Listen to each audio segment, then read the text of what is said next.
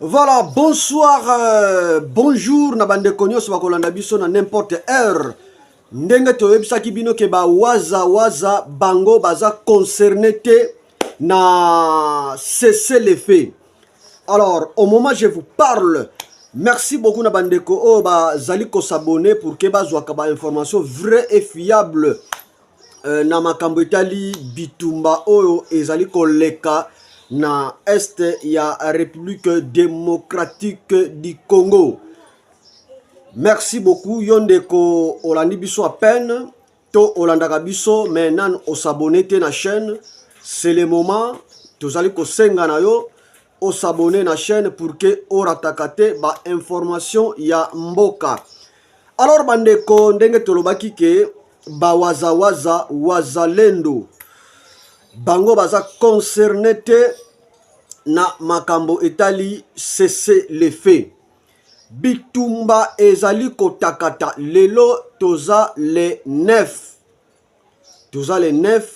mars non le 9 avril 2025 toza nini 9h et beti on a ko pesa bino ba information.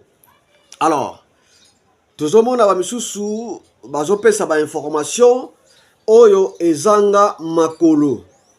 Alors ndenge toyebisaki bino ke toza na batu ba journaliste oyo baza neutre, baza ni pour M23 ni pour République démocratique du Congo, mais baza neutre. Bazali ko pesa biso ba vraie information, vrai et fiable. Bande ko bolanda situation ya lobby na ya lelo. Alors bitumba munene ezalaki lobby na mboka ya Lokeshi oyo ezana territoire ya Fizi. Alors ba M23 ba Rwandais tolobaka ba Rwandais tonga na linga ko loba komba ba M23 te ba Rwandais bayaki ko attaquer ba waza na mboka ya Lokeshi. Alors ba wazalendo ba betaki makasi ba beti mais munition ezalaki et diminuaki mwa muke. Au moment tango banda ko lukasi koyo bazwa renfort ya munition mwa fi retard wana ezwamaki ba Rwandais ba botoli localité ya Lokeshi. Tango bazongaki ba wazalendo bazongi mwa muke sima.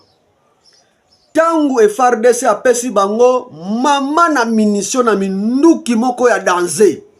Bango balobi ki en tout cas butu kaka oyo. Il faut le kito elela, faut ba libérer, faut to repousser bango. Bandeko na biso ba wazalendo baza vraiment déterminé.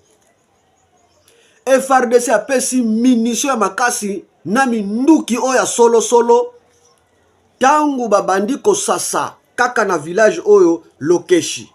Bango balobi ke en tout cas il faut to repousser bango. Et puis au moment je vous parle, localité ya Lokeshi ezasiko na maboko ya ba waza ba botoli yango lisusu.